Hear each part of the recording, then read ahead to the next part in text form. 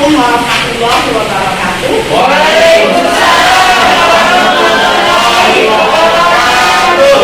Selamat pagi, salam sejahtera bagi kita semua. Sebelumnya saya ucapkan terima kasih yang sebesar-besarnya kepada Bapak Ibu guru yang telah hadir di sosialisasi ini.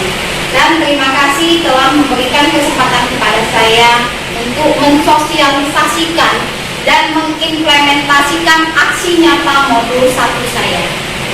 Sebelumnya izinkan saya memperkenalkan diri. Nama saya Dewi Kartika SPD, calon guru penggerak angkatan 4 kelompok 20 asal SD Negeri 246 Palembang. Next. Selama pendidikan calon guru penggerak, saya didampingi oleh 2 orang. Yang pertama, Bapak Dr. Andes Heri Rahmat MPD sebagai fasilitator saya, dan Ibu Askarina SPD AUD sebagai pengajar praktik saya. Ini modul 1.1 itu tentang filosofi pendidikan Ki Hajar Dewantara. Guru adalah petani. Tugasku mengolah lahan, memilih bibit, menanamnya, merawatnya. Apa makna di sini? Kita sebagai pendidik, ya, seolah-olah berkebun. Jadi sekolah itu sebagai lahannya, sedangkan bibitnya itu sendiri peserta didiknya, dan kita dulu itu sebagai petaninya.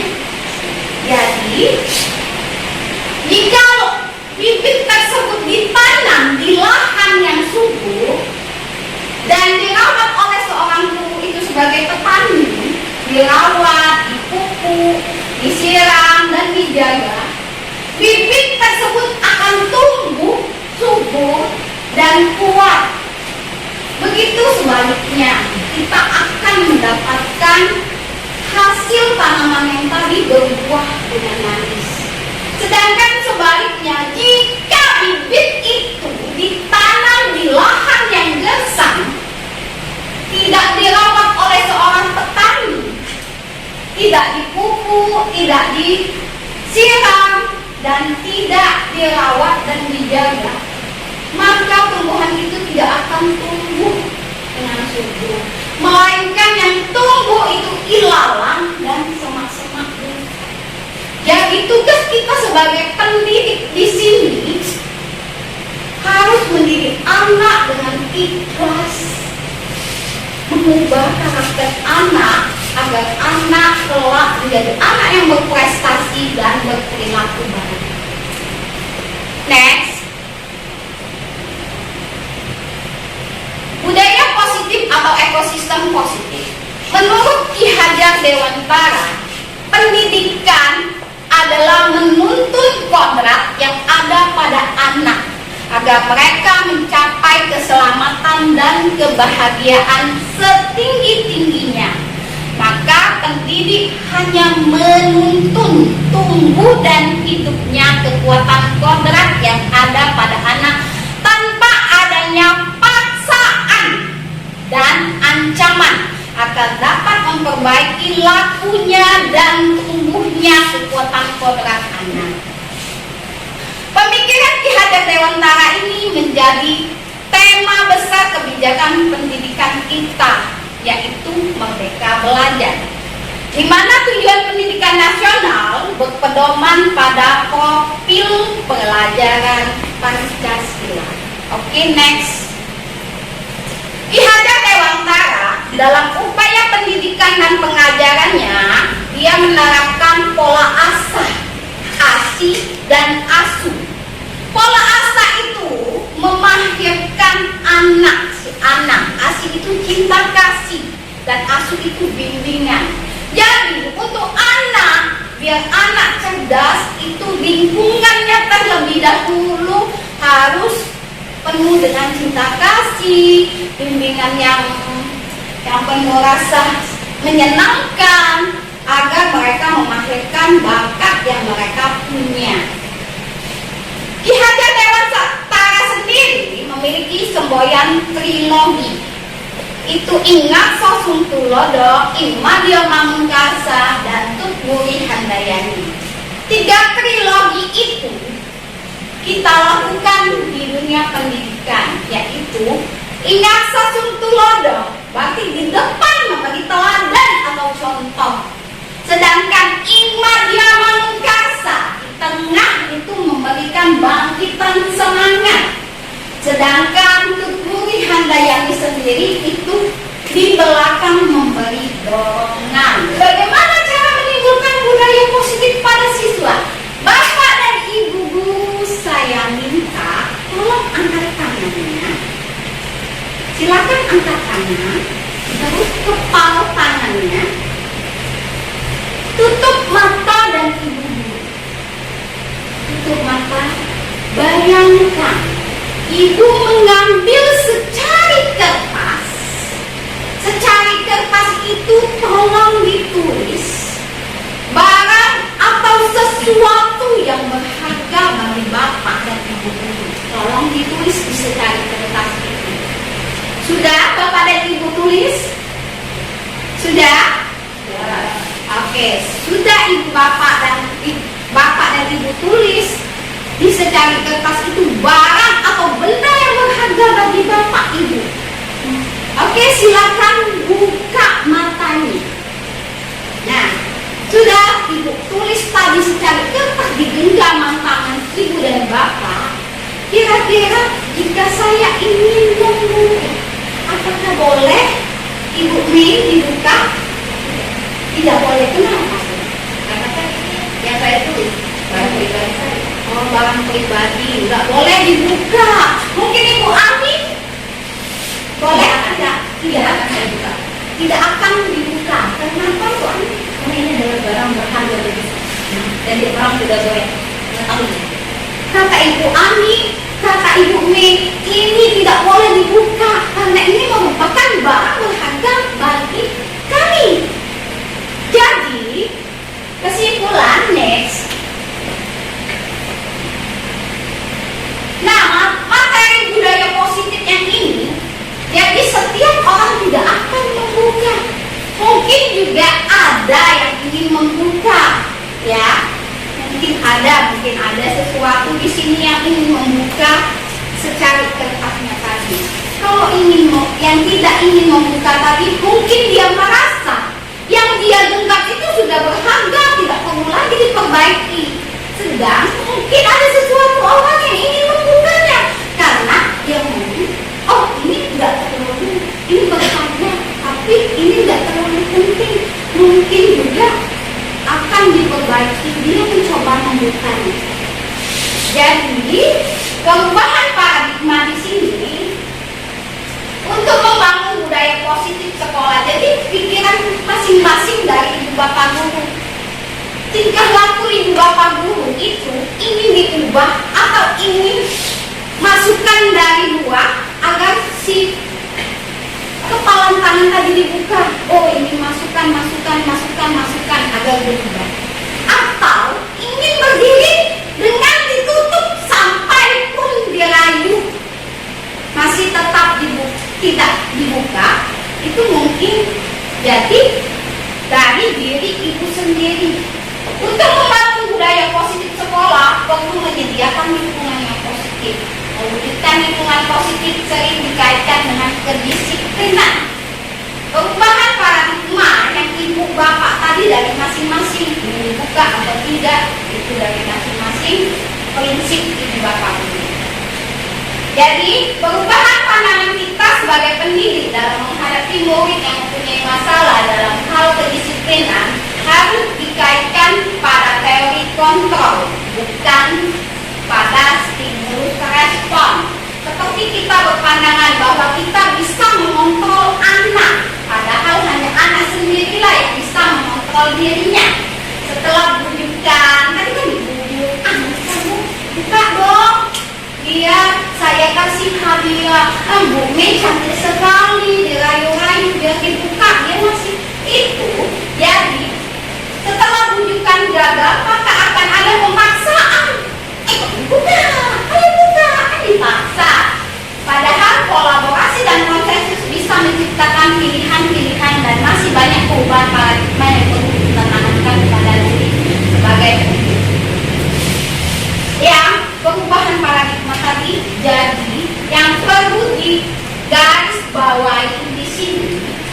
Pandangan bahwa kita mengontrol anak, padahal anak sendiri yang bisa mengontrol dirinya. Jadi kita nggak bisa memaksakan anak harus bisa ini, kamu harus pintar nih matematika, nggak bisa mengontrol anak karena pada kodratnya mereka sudah terlahir dengan bakat sendiri. Next. Paradigma sejatinya adalah menggali potensi setiap anak didik sesuai dengan kodratnya masing-masing. Jadi tidak bisa dipaksakan. Potensi setiap anak berbeda-beda. Oke, next. Selanjutnya, apakah makna disiplin? Disiplin itu berasal dari bahasa Latin disciplina, yang berarti belajar. Makna asal dari kata ini berkonotasi dengan disiplin diri dari murid-murid Socrates dan Plato. Jadi asal kata disiplin itu dari murid-murid Socrates dan Plato yang ingin belajar mendisiplinkan diri. Disiplin diri membuat orang menggali potensinya menuju sebuah tujuan apa yang dihargai. Garis bawah, kita ini hidup memiliki tujuan. Jadi untuk mendisiplinkan diri itu tergantung dari kitanya. Namun dalam budaya kita, maka makna kata disiplin telah berubah menjadi sesuatu yang dilakukan seseorang pada orang lain untuk mendapatkan kepatuhan, misalnya fingerprint. Itu kan termasuk mendisiplinkan diri. Karena kalau nggak ada fingerprint mungkin kalau ya situ salah satunya. Kecenderungan umum adalah menghubungkan kata disiplin dan ketidaknyamanan bukan dengan apa yang kita hargai atau pencapaian suatu tujuan kemudian. Itu makna disiplin. Next. Selanjutnya itu motivasi perilaku manusia. Motivasi di sini ada dua. Kita termotivasi oleh ada yang namanya motivasi eksternal dan motivasi internal. Namanya motivasi eksternal pas dari luar. Itu untuk menghindari ketidaknyamanan atau hukuman. Jadi bisa jadi si siswa tadi ya tidak boleh telat, kamu dihukumi. Nah, jadi apa yang akan terjadi apabila saya tidak melakukannya? Kata siswa, oh saya dihukum. Itu motivasi eksternal, jadi dia tidak telat. Selanjutnya, untuk mendapatkan hadiah atau imbalan dari orang lain. Apa yang akan saya dapatkan apabila saya melakukannya? Jadi kalau dia, oh kamu bisa mengerjakan ini dapat hadiah nih, kan jadi termotivasi, ya, termotivasi untuk belajar lebih giat lagi. Terus, nah seharusnya motivasi itu sendiri dari internal anak itu sendiri untuk tujuan disiplin positif. Apa? Untuk menghargai diri sendiri, menjadi insan sesuai harapan. Saya akan menjadi orang seperti apa bila saya melakukan. Nah itu yang harus ditanamkan ke bapak ibu guru. Harus motivasi dari diri anak itu sendiri, bukan karena hukuman, bukan karena imbalan atau hadiah. Oke, next. Keyakinan kelas. Tadi sudah ada contoh keyakinan kelas. Setiap tindakan atau perilaku yang kita lakukan di dalam kelas dapat menentukan terciptanya sebuah lingkungan positif. Jadi bukan peraturan kelas, melainkan keyakinan kelas yang kita bangun dalam kelas itu. Perilaku pada kelas tersebut menjadi sebuah kebiasaan yang akhirnya membentuk sebuah budaya positif. Untuk terbentuknya budaya positif, pertama-tama perlu diciptakan dan disepakati keyakinan kelas. Oke, next. Pembentukan keyakinan kelas, yang pertama, keyakinan kelas bersifat lebih abstrak daripada peraturan yang lebih rinci dan konkret. Terus keyakinan kelas berupa pernyataan universal. Ketiga, pernyataan keyakinan kelas senantiasa dibuat dalam bentuk positif. Nah, Keempat, keyakinan kelas hendaknya tidak terlalu banyak sehingga mudah diingat dan dipahami oleh semua warga kelas. Keyakinan kelas sebaiknya sesuatu yang dapat diterapkan di lingkungan tersebut. Semua warga kelas hendaknya ikut berkontribusi dalam pembuatan keyakinan kelas lewat kegiatan curah pendapat. Bersedia meninjau kembali keyakinan kelas dari waktu ke waktu. Jadi kita buat keyakinan kelas terlebih dahulu untuk di kelas, jangan buat peraturan. Jadi keyakinan kelas itu kesepakatan dari semua siswa. Nanti kan di sini ada yang namanya peraturan dengan keyakinan kelas. Kalau peraturan selalu kembalikan buku ke tempatnya ya, itu peraturan. Tapi keyakinan kelas tanggung jawab. Kalau kita buat suatu keyakinan kelas, oh tanggung jawab aku sudah memakai buku harus dikembalikan. Terus dilarang mengganggu orang lain, itu peraturan. Tapi keyakinan kelasnya apa? Menghormati orang lain. Jadi harus saling menghormati. Oh, keyakinan kelas yang sudah kami sepakati harus menghormati. Terus dilarang melakukan kekerasan, itu peraturan. Nah di sini keyakinan kelasnya keterlambatan menghormati orang lain, itu salah satu keyakinan kelas. Tapi dia tidak melakukan kekerasan karena dia merasa menghormati orang lain. Terus dilarang menggunakan narkoba. Kalau keyakinan kelasnya apa? Oh, menjaga kesehatan itu. Jadi nggak ada unsur paksaan. Terus bergantian atau menunggu giliran. Jadi harus itu merupakan peraturan. Tapi keyakinan kelasnya apa? Menghormati orang lain. Jadi kalau kita sudah merasa menghormati orang lain, oke, silakan. Berarti harus menunggu giliran. Bergantian. Gunakan masker itu merupakan kesehatan, keyakinan kelas. Jadi kesadaran diri sendiri itu keyakinan kelas. Tidak mesti dibuat peraturan. Oke, next. Pemenuh kebutuhan dasar.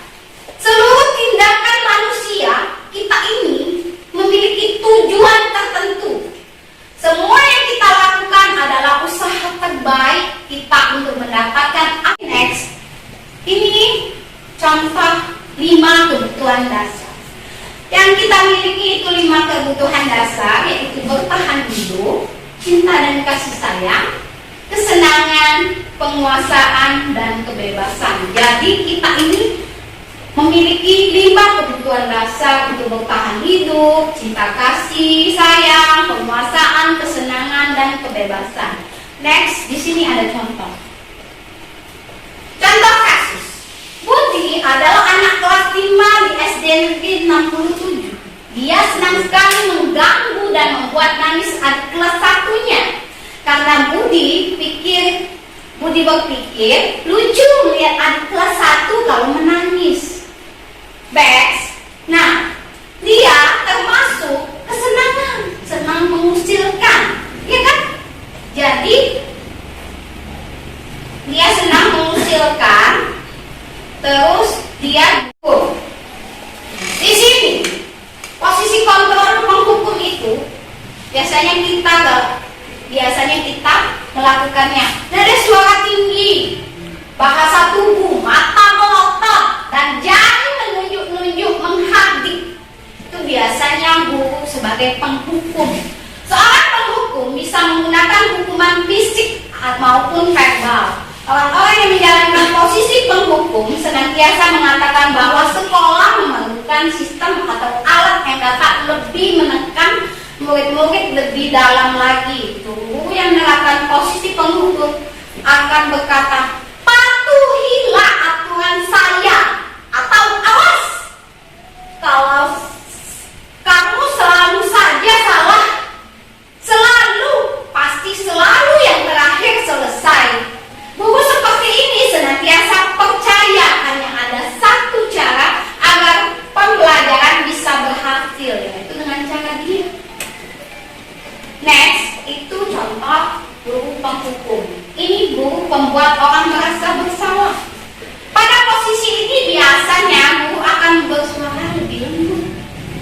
membuat orang merasa bersalah akan menggunakan keheningan yang membuat orang lain merasa tidak nyaman, bersalah atau rendah diri. Kata-katanya yang keluar dengan lembut akan seperti ini.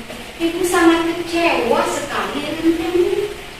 Berapa kali Bapak harus memberitahu kamu ya?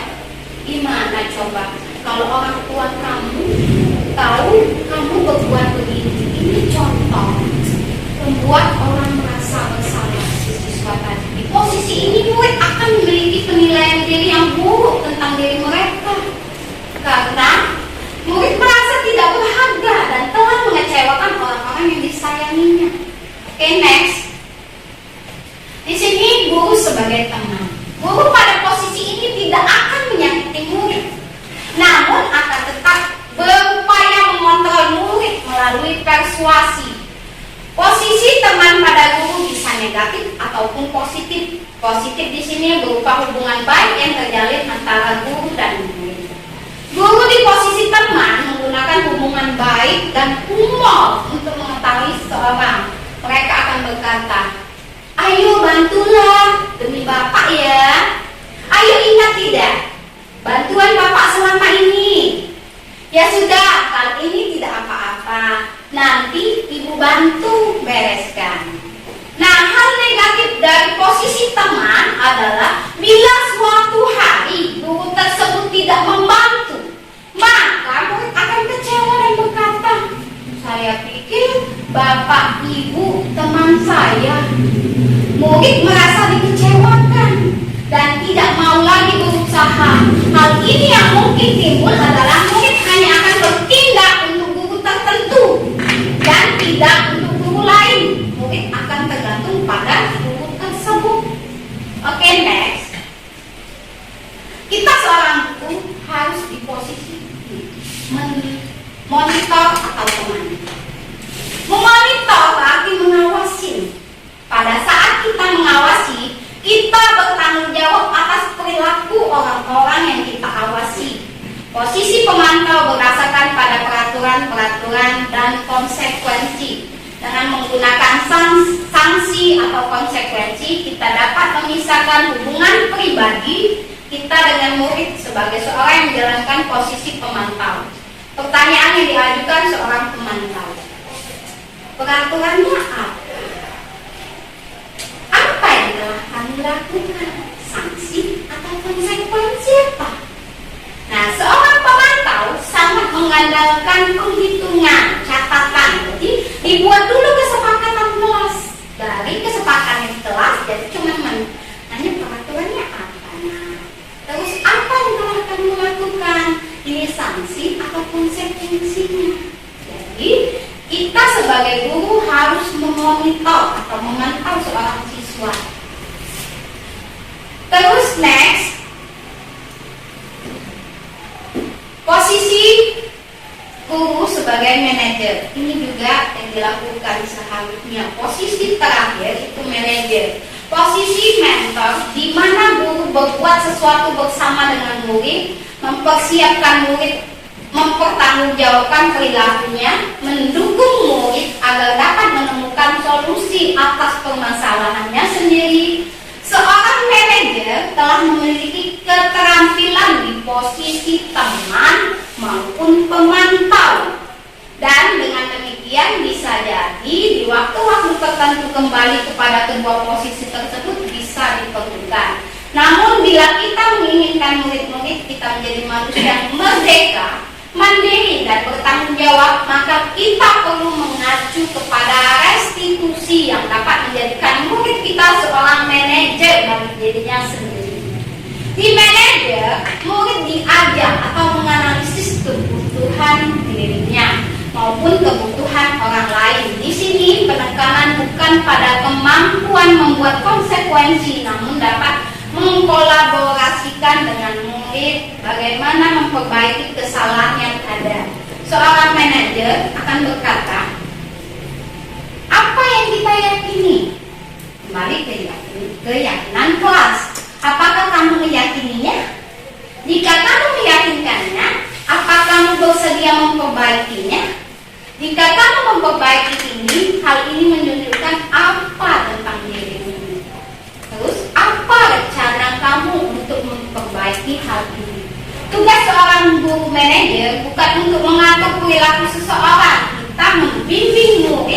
untuk dapat mengatur dirinya. Seorang manajer bukannya memisahkan murid dari kelompoknya, tapi mengembalikan murid tersebut ke kelompoknya dengan lebih baik dan kuat.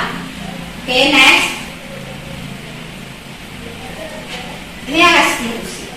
Restitusi sebagai seorang guru, ketika murid ada melakukan kesalahan, mana yang akan kita lakukan? Anda menunjukkan kesalahan dan memintanya melihat kesalahannya baik-baik. Anda mengingatkan murid Anda akan kesalahannya yang sama di waktu yang sebelumnya. Anda akan bertanya padanya, kenapa kamu melakukan sesuatu yang seharusnya tidak kamu lakukan? Anda akan mengkritik dia dan mendiamkannya. Kalau Anda melakukan tindakan-tindakan di atas, mungkin Anda akan membuat murid akan merasa menjadi gagal. Jadi jika kita seorang guru melakukan ini, jadi murid merasa menjadi gagal. Next. Restitusi sendiri sebuah cara menanamkan disiplin positif pada murid. Jadi restitusi adalah proses menciptakan kondisi bagi murid untuk memperbaiki kesalahan mereka, sehingga mereka bisa kembali pada kelompok mereka dengan karakter yang lebih kuat. Restitusi juga adalah proses kolaborasi yang mengajarkan murid untuk mencari solusi untuk masalah dan membantu murid berpikir tentang orang seperti apa yang mereka inginkan dan bagaimana mereka harus memperlakukan orang lain. Oke, next. Restitusi, ketika murid berbuat salah, guru akan menanggapi dengan cara memungkinkan murid untuk membuat evaluasi. Jadi, jika murid merasa melakukan kesalahan, jangan dipukul tapi memungkinkan murid untuk mengevaluasi atau memperbaiki internal tentang apa yang dapat mereka lakukan untuk memperbaiki kesalahan mereka dan mendapatkan kembali harga dirinya. Restitusi menguntungkan korban, tetapi juga menguntungkan orang yang telah berbuat salah. Ini contoh kasus di sini, sepatu putih Sabrina, perkenalan Anto dan Doni datang terlambat ke sekolah. Jadi saya pernah melakukan dua kasus di sini, datang terlambat ke sekolah dan tidur pada saat belajar. Kami melakukan restitusi, meyakinkan anak pada saat saya sedang mengajar, mereka datang terlambat. Jadi kita restitusi dulu, jangan langsung kita marahin langsung, tapi melakukan restitusi. Next. Jadi yang dilakukan restitusi itu ada yang namanya segitiga restitusi. Segitiga restitusi itu yang pertama menstabilkan identitas. Apa yang kita lakukan? Tiap orang pasti pernah melakukan kesalahan. Ibu aja seorang guru pernah salah. Terus kamu bukan satu-satunya yang pernah melakukan ini, temannya pernah melakukan ini. Jadi menstabilkan identitas kalau mereka telah, ya. Jadi bukan kamu saja yang pernah melakukan, ibu saja sendiri pernah melakukan kesalahan. Terus validasi tindakan yang salah. Kamu pasti punya alasan mengapa melakukan itu. Kan terlambat sekolah, pasti punya alasan. Nah, alasan di situ waktu saya melakukan restitusi, anak itu terlambat karena kesiangan. Jadi kita tahu nih mengapa melakukan terlambat sekolah tadi. Adakah cara yang lebih efektif untuk mendapatkan apa yang kamu butuhkan? Itu validasi tindakan yang salah. Jadi karena dia telat tadi, kita restitusi. Terus tindakan yang salah tadi, oh karena kamu terlambat karena kesiangan. Kenapa kesiangan? Katanya bundanya pergi bekerja lebih awal, jadi tidak ada yang membangunkan. Jadi apa nih cara yang lebih efektif? Buka alarm, temuin alarm, buka, ya. Di konsep alarmnya jam berapa, bangunnya sekolahnya jam berapa. Terus menanyakan keyakinan. Nilai-nilai apa yang telah kita sepakati? Kesepakatan telah mengetahui mungkin ya tidak boleh datang terlambat. Nah, terus kamu ingin menjadi orang yang seperti apa? Buatlah keyakinan kepada mereka. Jangan membuat mereka merasa bersalah. Inilah yang namanya segitiga restitusi. Oke. Terima kasih. Sebelumnya saya buka sesi tanya jawab yang ingin bertanya. Oke, Bu Mei. Baik Bu, dari materi yang disampaikan mengenai penyampaian dari Bapak Raja Dewantara ya Bu ya. Jadi ada yang namanya ya di slide awal. Ibu menyampaikan bahwa kita itu sebagai guru harus membimbing anak sesuai pada kodratnya agar mencapai keselamatan dan kebahagiaan setinggi-tingginya. Itu maksudnya seperti apa Bu? Oke, menurut Ki Hajar Dewantara, pendidik adalah menuntun kodrat yang ada pada anak agar mereka mencapai keselamatan dan kebahagiaan setinggi-tingginya. Itu maksudnya kita sebagai pendidik, siswa itu bukan kertas kosong, tapi siswa itu kertas yang sudah berisi. Tugas kita sebagai guru hanya menebalkan tulisan-tulisan yang ada di kertas tersebut. Jadi siswa itu sudah ada kodrat atau potensi bakat mereka masing-masing. Tidak mungkin seorang ikan akan kita suruh untuk memanjat pohon. Nah, begitu pun siswa, peserta didik. Kalau bakatnya pada seni nggak bisa kita paksakan untuk harus bisa matematika. Jadi siswa itu memiliki kodrat atau potensi masing-masing sejak mereka lahir. Jadi tidak bisa kita paksakan. Yang harus itu kita harus memperbaiki lakunya dan tumbuhnya kekuatan kodrat. Jadi kita hanya menebalkan, memperbaiki kalau mereka ada salah, bukan mengisi kertas kosong tadi. Enggak kosong tapi sudah ada isinya. Itulah kodrat yang bakat pada anak. Tidak bisa kita paksakan untuk kamu harus begini ya, nggak bisa. Oke, bagaimana Ibu Mei? Iya, dari Pak Adi. Terima kasih. Oke, terima kasih dan sekian harapan saya. Sebelumnya saya mohon maaf apabila ada kesalahan.